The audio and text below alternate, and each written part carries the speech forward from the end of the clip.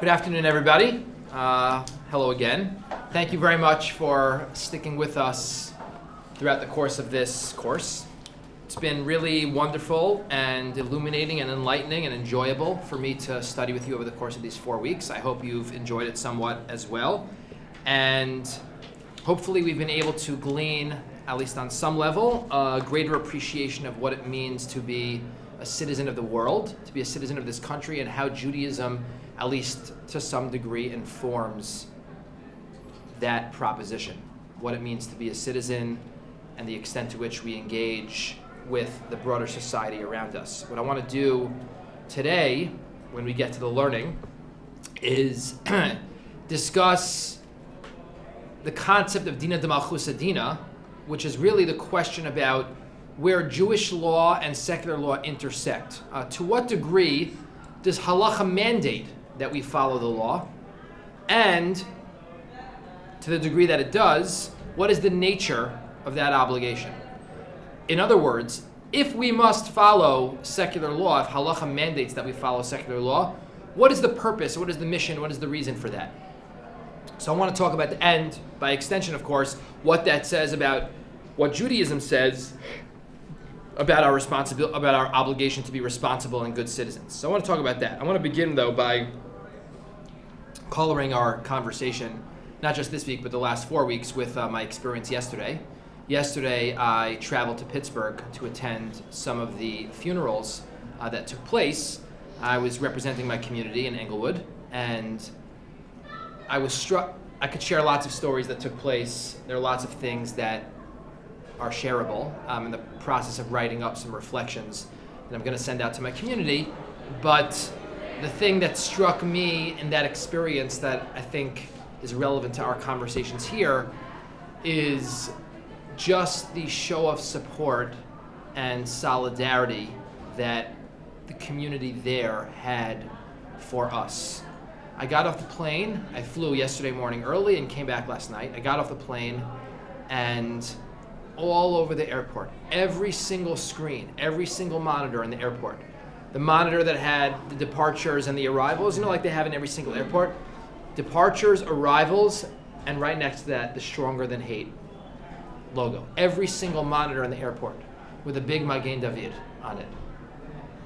And they stop you on the street. Every single person stops you on the street. My condolences. I'm sorry for your loss. Everybody. At the area where the attack took place, where we were standing for quite some time, singing and reciting Tehillim and just standing there, passers-by, Jews and non-Jews, or the community, the entire community, just a show of support and solidarity in a way that was really, really inspiring. It made me really, really proud to be an American. And I don't know when the last time the world cared this much about dead Jews. It was really very special. And there's lots more to say and more to share, but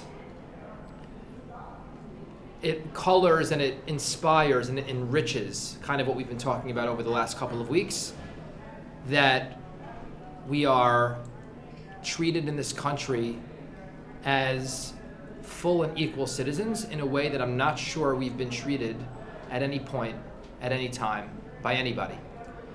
For those who are sounding the alarm about where we live and the times in which we live, I would just caution them and to take a step back and think about the response that has taken place from, not the majority, the overwhelming majority of people in this country. One need only look at the fact that in 1930s Germany, the comparison that so many people are making, in 1930s Germany, the police did the killings, they did the beatings, they carried out the attacks. And here, police were shot trying to defend us. So we live in a really, really, really amazing place, and I think those comparisons are ill-advised and misinformed and just overstated and over the top, and that's my own personal opinion. And I felt that really palpably yesterday. The TSA agent in the airport I went with a rabbinic colleague of mine. We're standing there online, and we got to the airport late because we were there at the site of the attack. We got to the airport late. There's a lot of traffic.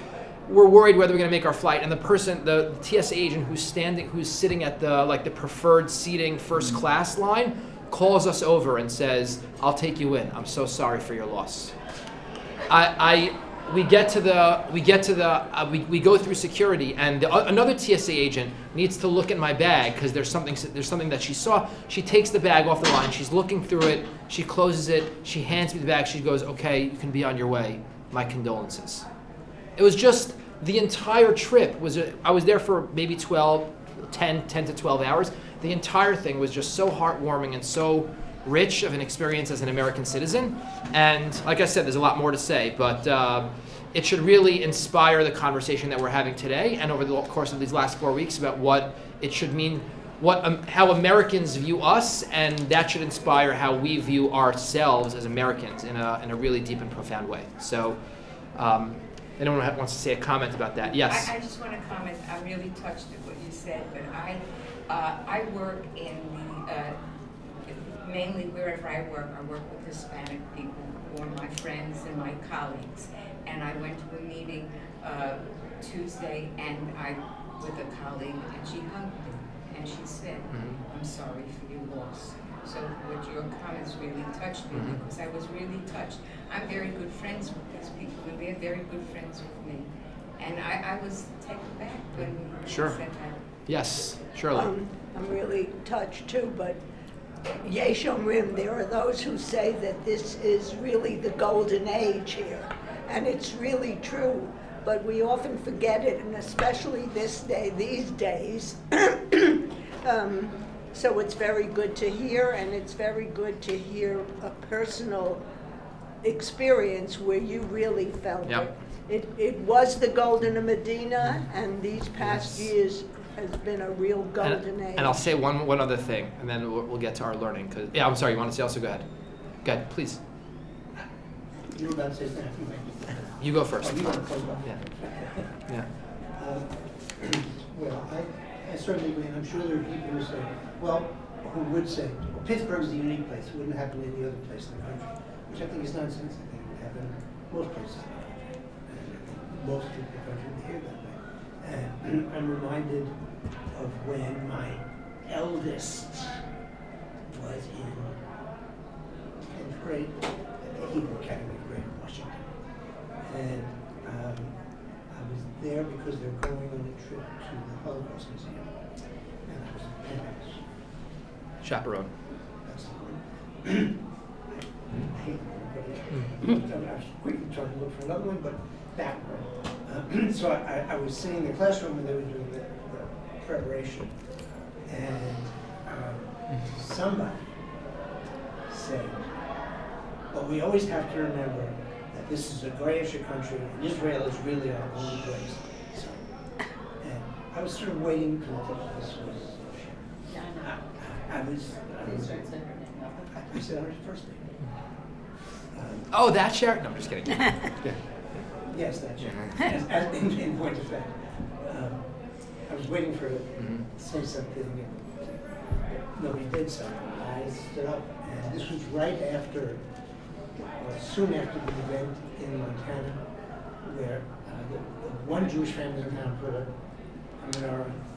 And everybody else did. And somebody threw stones through the window, and the next day the entire block had kind of given up. And I said, I'm fairly passionate about these things. I gave a speech this long. Yeah. But the kids are, what I said was, that's a grotesque distortion of what life is, a grotesque misinterpretation of history and where we stand in history. Think about that when I read a magazine this afternoon, and several things like that. And over the course of the trip, most of the kids in the class came up to me for saying that.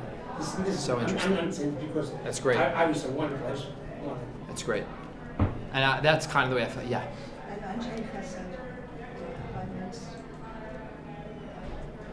tefillah Sunday night,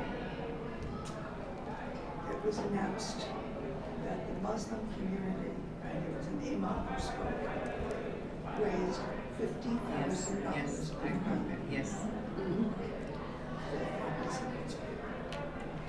So there was an imam, there were ministers, there were Anit, there were Rabbeim, from the entire city. The whole spectrum. Yeah. Shul had over 1,000. If the walls could have spread, they would have. Yeah. And there were multiple hundreds on the side. Beautiful. Yeah. So I wrote you an email Yes. today. I had a very interesting experience over Shabbat. I just celebrated my 75th birthday. My 3 daughters and sister this was planned well in advance, to Newport. And we spent Shabbat in the Toro Synagogue. And fascinating, I mean, it was just a whole coincidence of things. But the rabbi, there are very few parishioners. There was just about a minyan. The rabbi looked up. Many of you have been there, and asked us who we were, where we were from, and welcomed us, and wished me happy birthday, and then asked me to read, it was just after the Torah portion, to read the prayer for the government of the United States. Little did we know what was happening in Pittsburgh was probably at the same time that we were having our service, and I was probably reading this. And the next morning we went on the tour of Torah. I had been there before, but many of you know about the famous letter from George Washington to the community, which basically, to bigotry, no sanction, and basically set down more than just that, separation of church and state. That's right. And so, I thought that this was just incredible, and I wrote a little letter in which I mentioned our course here and how all of these 3 things came together so coincidentally, so historically, and so meaningfully for me. So I thank you very much for giving me insight into this whole thing, and that this should all happen. I feel very fortunate. I feel very lucky to have been here with all of you over the course of these last couple of weeks, and to be able to process the events of last weekend, of last Shabbat, through kind of our conversations. And I'll just share one more thought that I had. That it's a fine line and a tough tension to draw between feeling like devoted Americans on the one hand, but also devoted Jews. And I found it fascinating that one of the things that my students have such a difficult time wrapping their heads around is that Jews are different. We're not better or worse, just we're a people. And my relationship with another Jew is different than my relationship with somebody else. You're my brother, you're my sister, and that person is not my brother or my sister as much as I may love them. It takes sometimes the rest of the world to help us appreciate that. Here I am, a complete stranger, walking through the airport who's wearing a yarmulke, nothing else, no other connection they would draw between me and this tragedy other than my yarmulke. And they see me and they say, "We're so sorry for your loss." Your loss, they say, right? It's my loss. I wasn't there in solidarity. Solidarity is what you show to a complete stranger. This wasn't solidarity. I was there because it was me, it was us. This tragedy happened to us. And it took the passersby on the streets in Pittsburgh and the TSA agents in the airport to help me reinforce that. Something which, of course, I always knew, but we live in a world, and it's hard sometimes to draw those lines. As much as we want to tear the walls down, we also want to recognize that we're a family. And when something happens to a member of our family, we cry too. And I was there because it was my family, not because I was there for solidarity. You don't come to your brother's funeral as a show of solidarity. That's not solidarity. So I really felt that there, and I felt that mostly because of the people who were not Jewish. Yeah. I'm just wondering, are you talking to students about this? Yes, I was going to say. Because it seems like that would be such a rich and important kind of. So I've talked to my students about over the course of the morning about my experiences yesterday, and I can only speak for me, and the answer to that question is yes. But I always try to weave whatever happens in the world into what we're learning, and as it happens, the topics that I'm teaching to my senior students right now very much tie into these events. So, yes, the importance of recognizing the uniqueness of what it means to be a Jew is something that I think all too often gets lost, especially on young people. And we're not better. It's not about being better. We're not better, right? We're different. We're just like my last name is Block, and your last name is whatever, and everyone has their own last name, right? Because it doesn't mean that I'm better than you. It just means I'm part of a family, and you're part of a family, and we're all part of a family. Am Yisrael. The Torah there's no word in the Torah that means religion, because at its core, in its most pristine form, Judaism is not a religion. We're a people. We're a family. We're a nation. What the world would probably call today an ethnicity. And being a part of that family brings with it certain responsibilities and obligations. Jews act a certain way. That's what the Torah is. This is your guide. As a part of this family, this is what you must do. But if any of our children would stop doing what we expected of them, they wouldn't be writing themselves out of our family. Because once in the family, always in the family. And as much as you might try, you can't disown yourself from a family. So that's something which really was driven home to me yesterday. And anyway, I just wanted to share that before we begin our learning. So in that context, let's spend some time on Dina de Malchus Adina. One of the criticisms that's often levied against halacha and Jewish law is the harsh treatment of Gentiles and of Gentile society.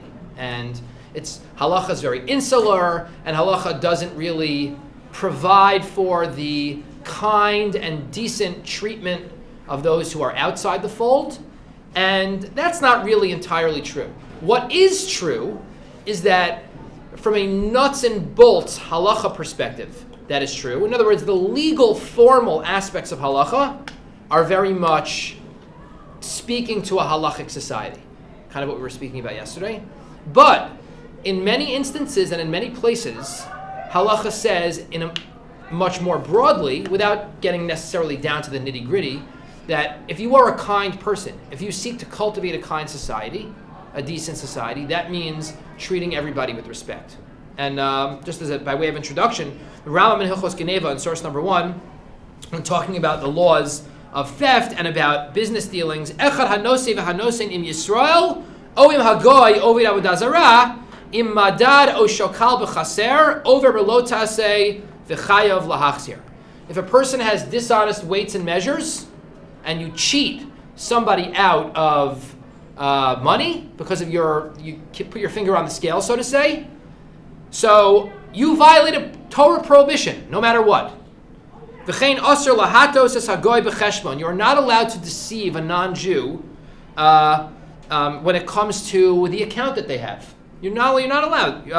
Ela yedaktek imo. Rather, you should be very exacting and be very careful with them. Shenemar v'chishavim konehu alfa pishihu kovesh tachas yadecha. You should reckon with your purchaser, no matter who it is. Kal v'chomer legoyish eno kovesh tachas yadecha.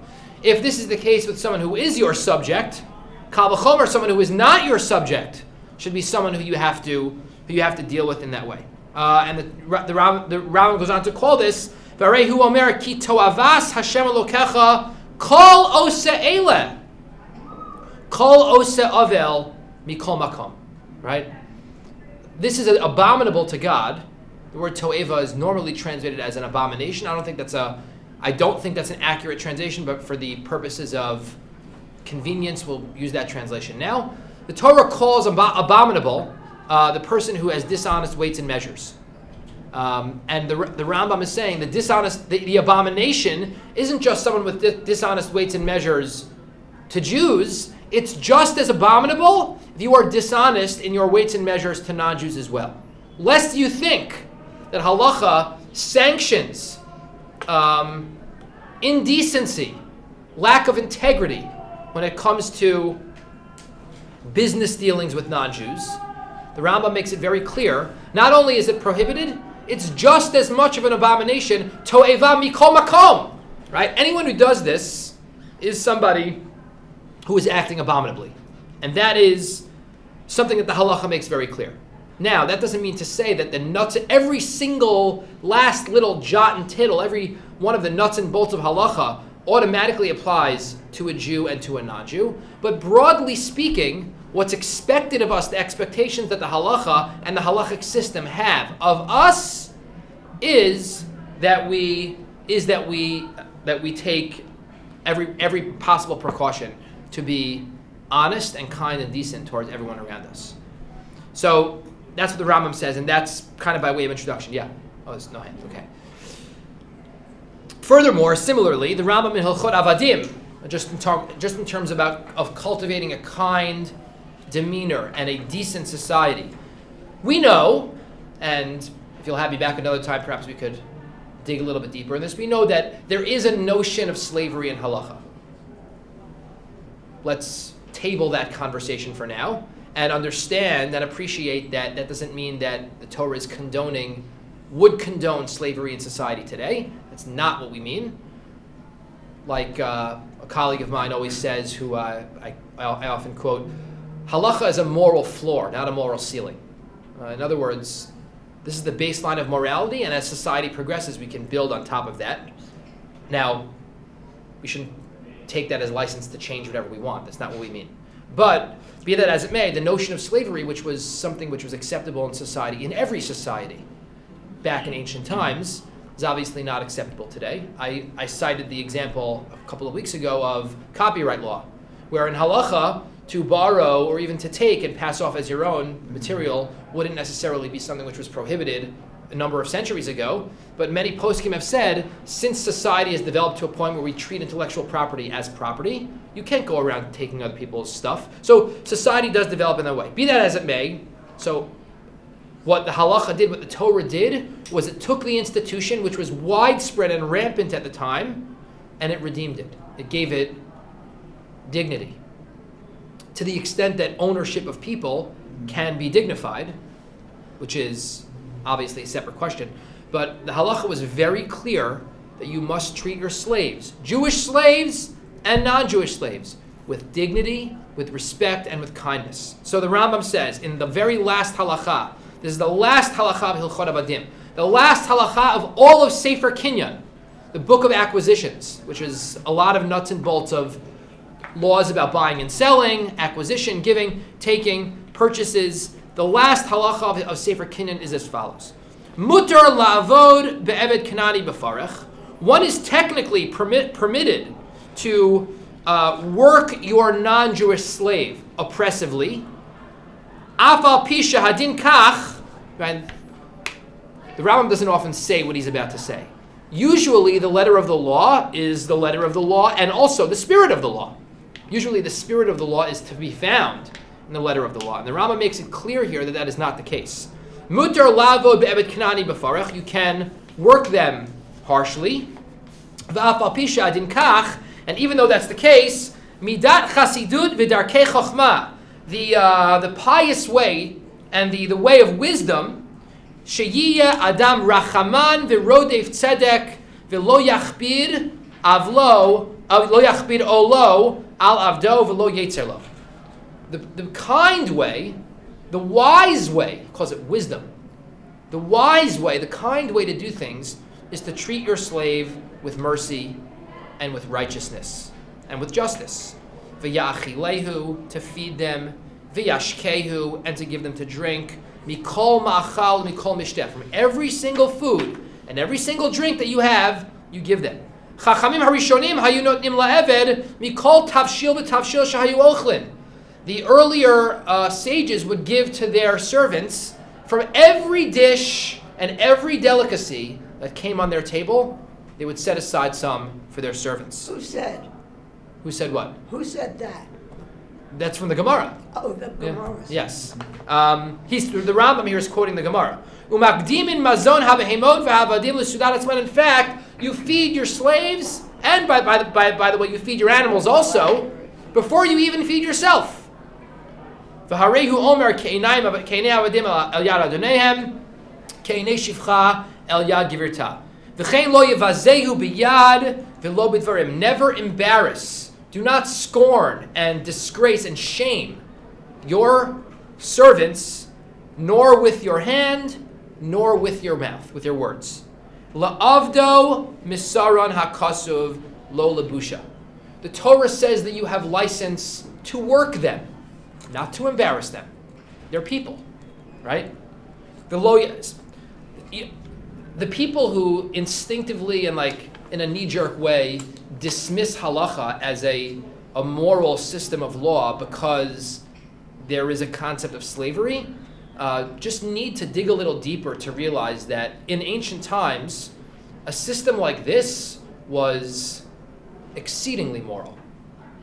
To do away with slavery was not something that was palatable at the time. So what the Torah did was the Torah did this.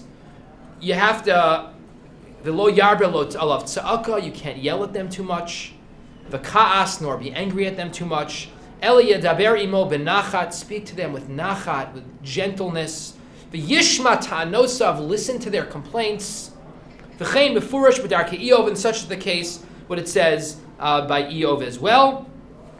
Anyway, yes. By analogy, this is also how halacha treats women. I don't follow. As it was a question as much as a statement. I was trying to get out of the statement. In that, by comparison to the way women were treated in ancient times in other societies, Yes. There was a Redeeming. Yeah.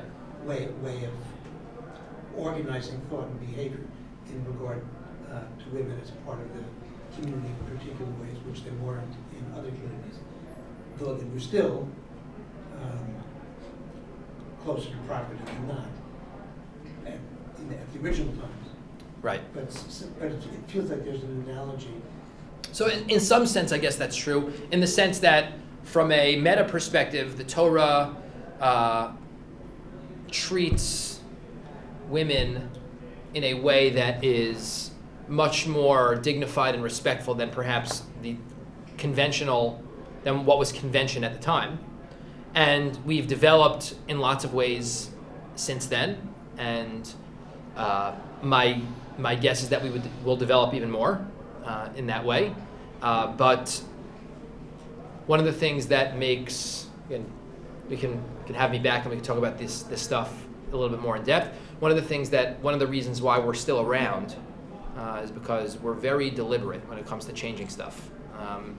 And that, I think, that deliberation is on the whole, although sometimes frustrating, I think on the whole good.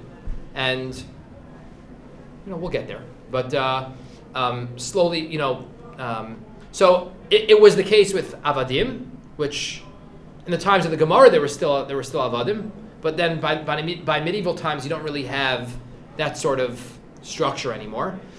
So in that sense, I guess it's true. But we're not talking about that now. So from these first two halachot of the Rambam, what we see is really a certain humane nature to halacha.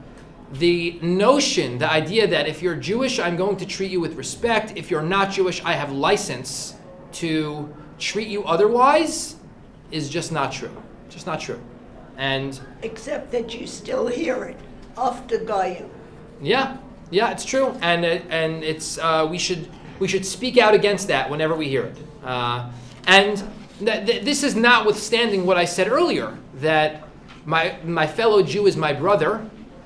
But that doesn't mean that because the Gentile is a stranger and not my brother, that therefore I have license to treat them any differently. I treat my brother specially. I don't treat my non-brother unspecially. I treat everyone with respect. You have a responsibility, you have an obligation to do that. And the halacha makes that very clear in a number of different instances. Yeah. I'm reminded of an opposite point of view from everything you expressed so far. Yeah. That took place a few decades ago. If you remember, there was a whole spate of scandals in nursing homes, almost all owned by Jews. Bergman. Bergman and others, who were cheating the government right and left. And within their small cabal, they had their own philosophy. The philosophy was, if you cheat the goyim, that's white cheating. If you cheat a fellow Jew, that's black cheating. Yeah. Which brings us to Rockland County. Right. So we don't. so we don't. We obviously don't believe that. Cheating is cheating, and we don't. Halacha doesn't subscribe to that. Even though, like I said, there may be more on the books when it comes to.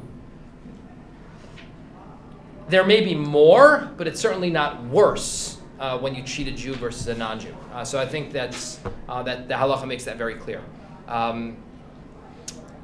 So that being said, our responsibility to society actually becomes that much greater, which brings us to din.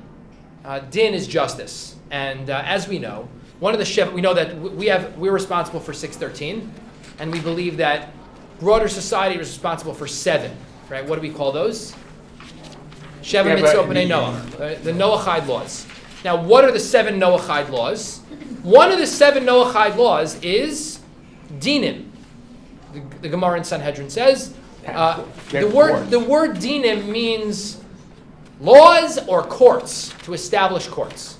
What is the scope of that responsibility, of that obligation? That is a matter of dispute between the Rambam and the Ramban. It's the view of the Ramban, actually, that I'd like to speak to this afternoon. The Rambam in source number 3, the Rambam says in Hilchot Melachim, where he's talking about the Noachide laws, he says, Ketzad mitzuvin al hadinim.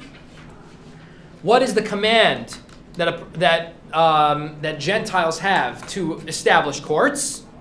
Chayavin lahoshiv dayanim v'shoftim b'chol plach u'plach ladun b'sheish mitzvot elu ulahazhir ta'am. The responsibility, the scope that courts have in secular society is to enforce the other 6 laws. That is the nature of their responsibility, of their obligation, to enforce the other 6 laws. So it's pretty easy to become a lawyer. And according to the Rambam, in secular society, you just need to know all the ins and outs of 6 laws, and you're good to go. In order to try those cases. And he actually says in the middle of the second line, this is why in a couple of weeks we're going to read the story in Parshat Vayishlach about Dinah and Shechem. And Shechem takes Dinah and he rapes her. And Shimon and Levi, Dinah's 2 brothers, go out and they wipe out the entire city. Why did they wipe out the entire city? What gave them license to do that? Surprise! The Rambam says they all deserve the death penalty, the entire city. You know why? Because as adherents to the Sheva mitzvot b'nei Noach, they had a responsibility to prosecute Shechem, who was guilty of one of the other 6. In his case, he says theft and kidnapping, for kidnapping Dinah, right? So Shechem was guilty of that. They had a responsibility to prosecute him. They didn't do it. They were guilty of one of the Sheva mitzvot b'nei Noach. The Rambam says if you're guilty of any one of the 7, they only have 7. If you're guilty of any one of the 7, death penalty. That's what the Rambam says. And therefore, all of Shechem deserve to die. That's what the Rambam says. Shimon and Levi, in doing what they did, they had license to do what they did. That's what the Rambam says. Now the Ramban, in his commentary on the Torah in Vayishlach, which is not on your page, but there in the commentary on the Torah, the Ramban says, Rambam, are you nuts? How could that be? How could that be? The main question on that is, if, in fact, the entire city of Shechem deserved to die, what's the problem with that story? What happens after Shimon and Levi kill out the entire city? Anyone remember? Yaakov yells at them. Yaakov yells at them, right? Chutzpah! How could you do such a thing? Eichartem oti lahavisheni, you embarrassed me, right? How could you do such a thing? Why would Yaakov have responded in that way, Ramban says to Rambam? If they were all guilty. If they were all guilty. And therefore, Ramban says that the people of Shechem did not deserve to die. And he interprets, and this is what's relevant to us, He interprets the responsibility and the obligation of this one of the Sheva, the mitzvah to establish a court system, differently.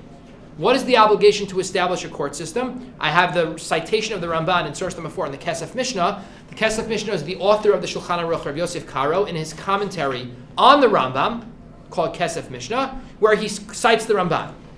Aval HaRamban, Beferish HaTorah B'Parshat Vayishlach, which is, I just quoted to you, Katav, Sha'adayonim Shemanu Livnei Noach B'Sheva Mitzvah Shalahem, Eina Lahoshiv Dayanim Bilvad. The responsibility to judge in secular society is not just to adjudicate the other 6. Aval tziva otam bedinei geneva, ve'onaa, ve'oshek, uschar sochir, v'dinei hashomrim, ve'ones, umefateh, ve'avos nezikin, v'dinei mal v'velove, v'dinei mekach u'memkar, v'chayotze bahem be'inin hadin mishnistava Yisrael. Right? Basically, what does the Ramban say? The mitzvah of dinim, surprise, the Ramban has a surprise too. There are actually way more than 7. Because this mitzvah is a catch-all for what? Basically all of monetary law that we hold by. So the laws of damages, and the laws of lending, and the laws of buying and selling, and the laws of not oppressing your workers, and the laws of acquisitions, and the laws of this, and the laws of that, and all of them, all of it, property law, all the laws that we call Choshen Mishpat, one of the sections of Shulchan Aruch, an entire quarter of halacha. Shulchan Aruch is split up into 4 sections. Orach Chaim, which is ritual day-to-day stuff. Even HaEzer, which is laws of marriage and divorce. Yoredeya, which is predominantly the laws of keeping kosher, but other stuff as well. Basically like a catch-all miscellaneous. And Choshen Mishpat, which is monetary law, civil law. That entire section, says the Ramban, is also the responsibility of secular society to implement, to adjudicate, and to enforce.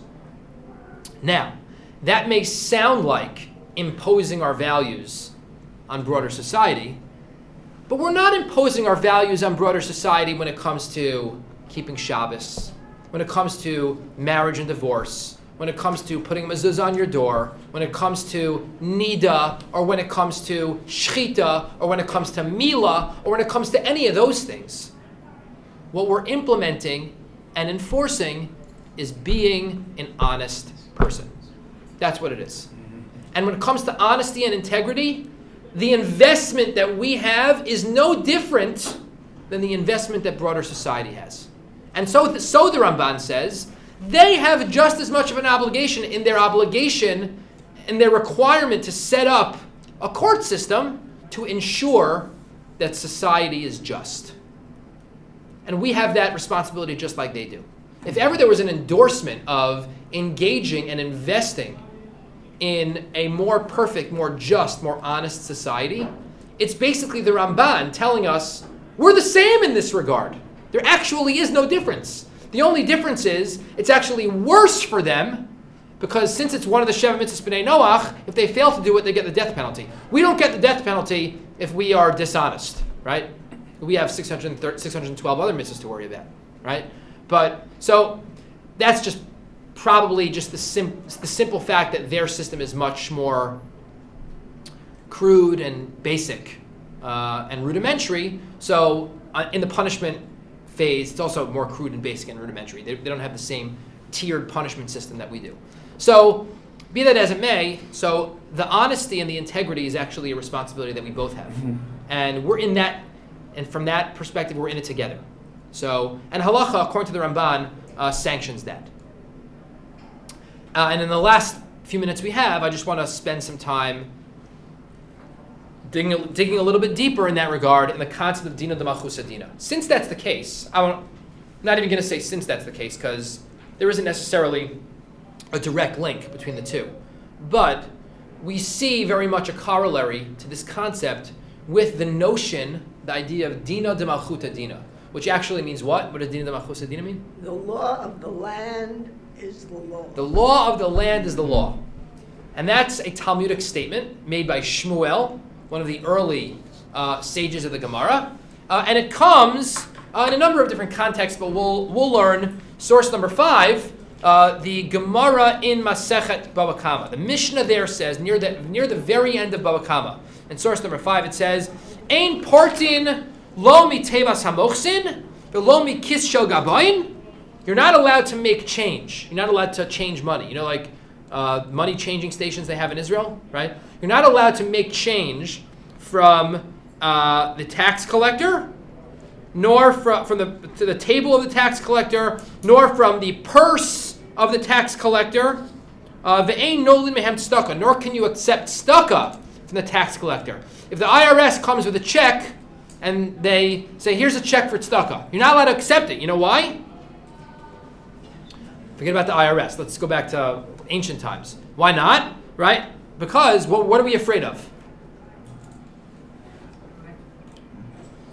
What are we afraid of? The tax collectors of ancient times. They would take liberties and they would What they want in return. and they would steal money, right? It's stolen money.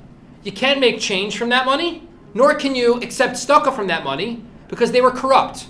They took a little off the top. They collected a little bit more. It wasn't the same formal tax system that we have today. Basically, there was a tax collector who would go around from town to town collecting on behalf of the government.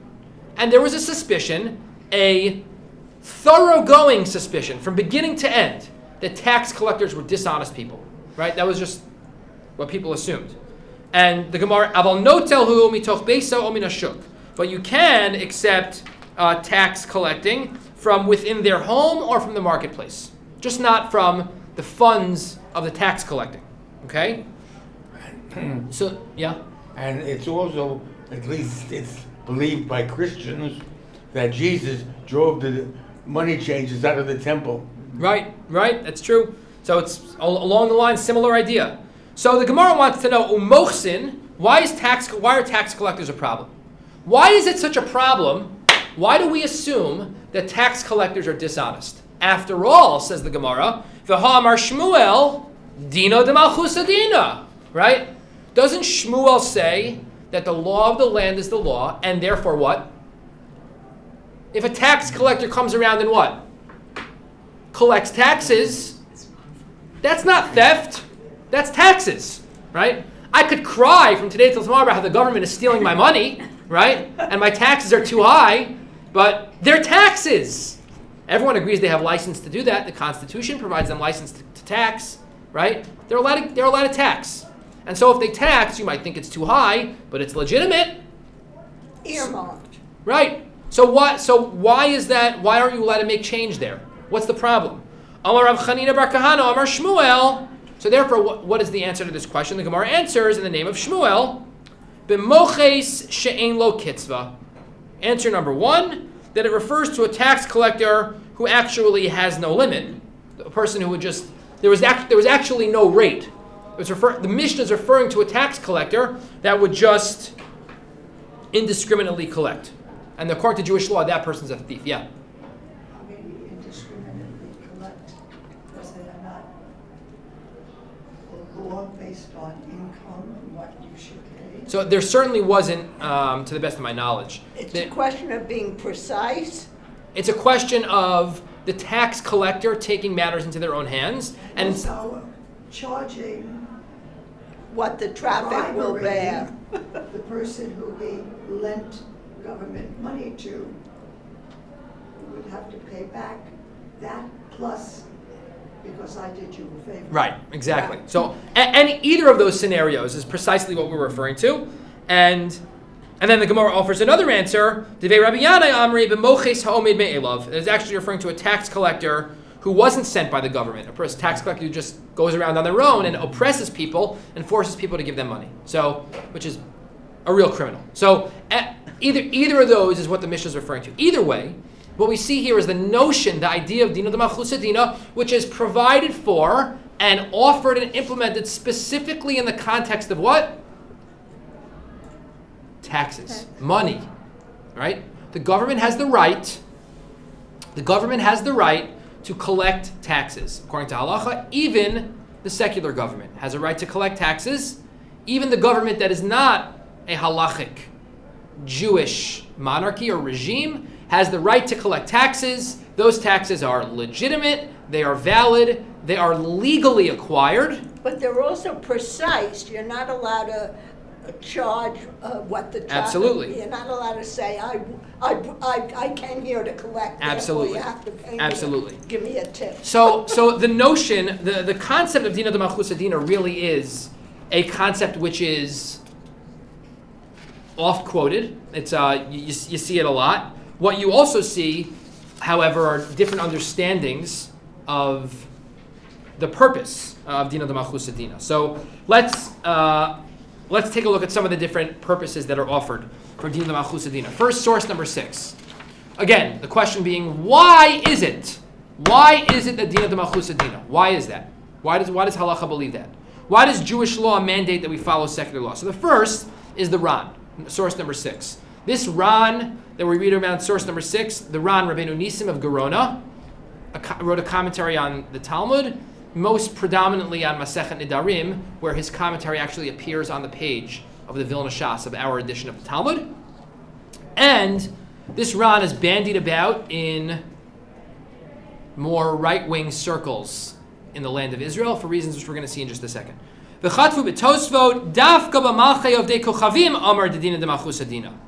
law of the land is the law, namely the government has a right to collect taxes. Only in secular governments is that considered the law. Mipnei sheha'aretz shelo, because the land belongs to them.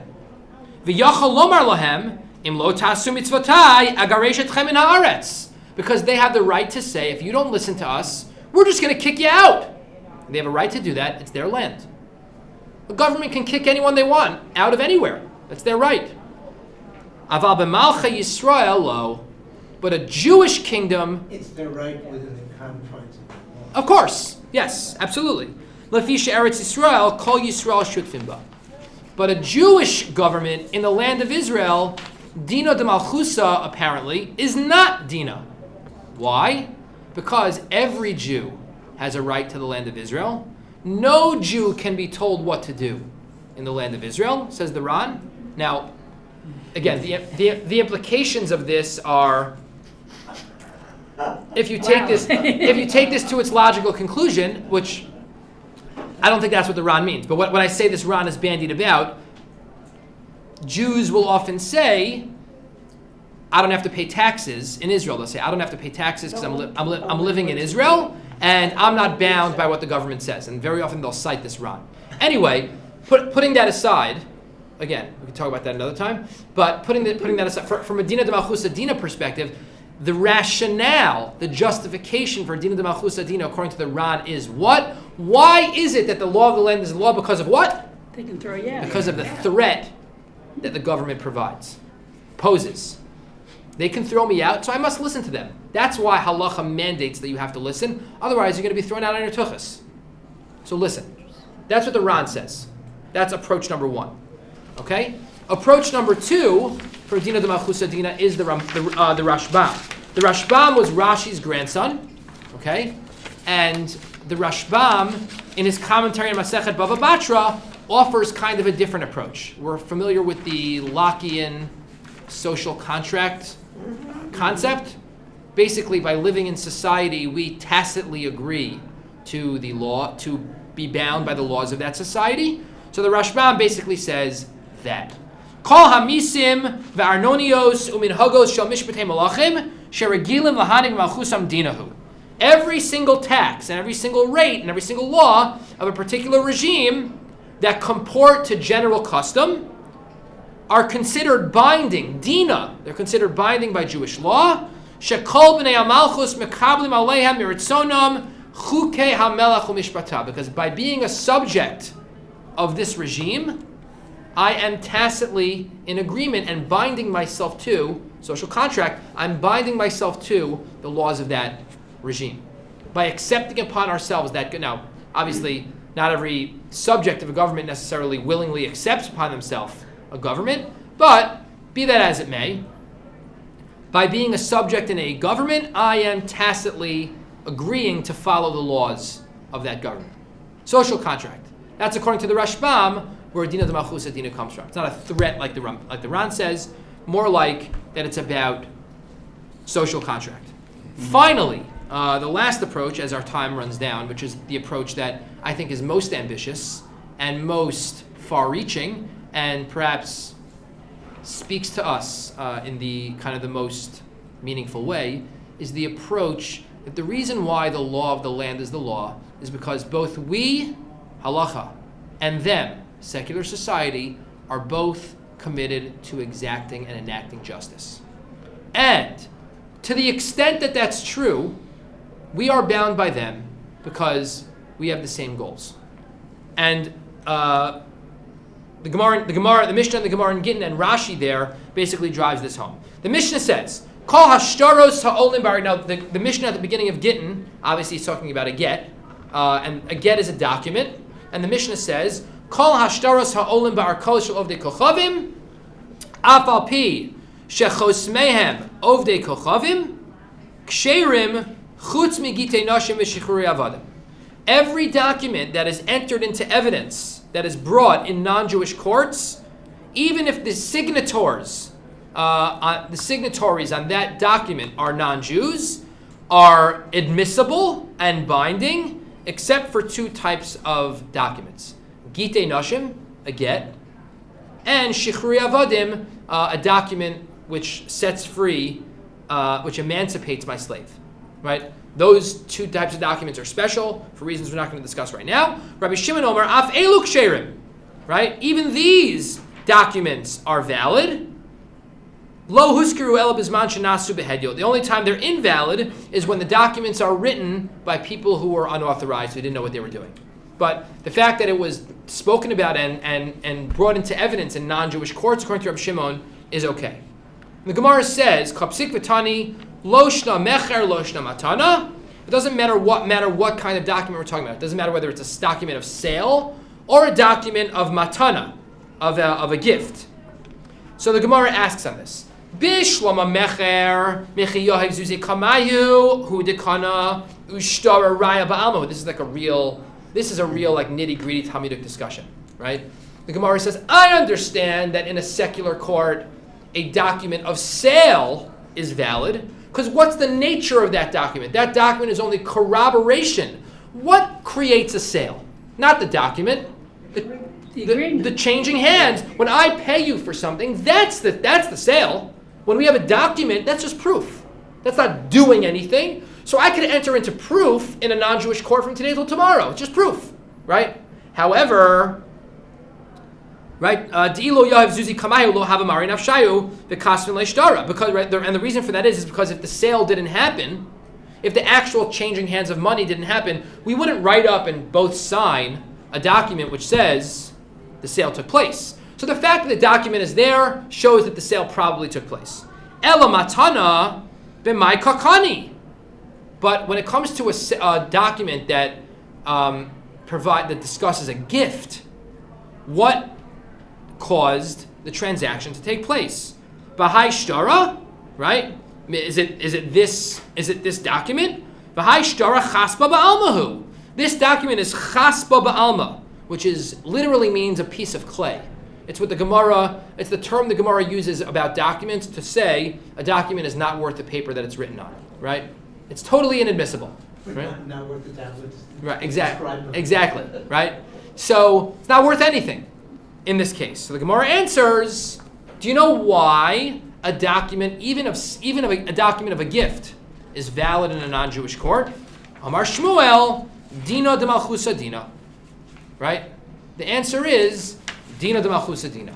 Because the law of the land is the law. The Gemara then quotes another opinion, which is remarkable, which maybe is arguing on Dina de Malchusa Dina, that actually you have to say Chutz mi ki gitei nashim. Not Chutz mi gitei nashim, but any document like a get, which is basically any document that in and of itself provides the transaction, is not admissible. But that's the second view. The first view being Dina de Malchusa Dina. The reason why a document, even a document of import, is of value in non-Jewish courts is Dina de Malchusa Dina. Rashi, in the course of this sugya, and again, we could dig into this is really fascinating. We could dig into this sugya a lot, but Rashi basically here says that what is Dina de Malchusa Dina? Rashi says that in the Mishnah that such documents are kosher. Even though I'm Jewish and you're Jewish, nonetheless, it's dina de malchus adina, and it's enforceable in a non-Jewish court. And then Rashi in his Chutz mi Gitei Noshim, Rashi says that the reason why Gitei Noshim and Shechuri Avadim don't apply is precisely because get and Eved don't apply to non-Jews. But dinim, dina de malchus adina, everything we talked about before about the nature of non-Jews to enact justice, that does exist. Okay? Aval al hadinim, the end of the second line in Rashi. Aval al hadinim nitztavu b'nei Noach. But dinim, Noachides, Gentiles are commanded regarding justice, and we share that with them. And therefore, since we share that with them, we also share the authority of the secular court. Because we are bound by them just as they are bound by them, because we share the value of justice. Dina de Malchus Dina is about exacting and enacting and pursuing justice. Do we see justice the same way? Is it necessary that there are similar standards? Well, so it's interesting you say that. It's not necessary, but if you go with what we saw earlier on in the comment of the Ramban, who basically says that one of the seven is to enact a court system, and what is the nature of that court system? They have to enact our entire corpus of monetary law, right? Everything that all the just laws that we have about treating people fairly and paying your workers on time and paying back for damages and not stealing and all those things. Right? All those things are are the responsibility of the non-Jewish governments as well. Now, again, like I said, it sounds like imposition, and it sounds like an imposition. And I think maybe even the Ramban would say that not every jot and tittle of the laws don't necessarily need to be the same. The point is that they're not just. The point is, to answer your question, Harriet, I think that it's not just about enacting the other six. The point is that the dinim that B'nai Noach are responsible for is the full corpus of monetary law. Justice with regard to workers' rights, and justice with regards to collecting damages, and the rights of criminals, and justice in every single area that we speak about when we talk about pursuing justice are areas that halacha speaks to, and therefore also areas that non-Jewish law speaks to, because they have a responsibility for din, just like we do. I don't understand how, in practicality, the function of this actually happening can happen. I mean, we say so, but right. Doing So how does it implement this? Okay. So it is obvious that in discussing. Oh, That's okay. looks like yours is slow. I don't know if that's fast or this is slow, but we're ending in just a second. It's not. So it's in the implementation of the 7 Noachide laws. Obviously, it's all, the idea that we could say what they're responsible for is obviously something which is only in theory.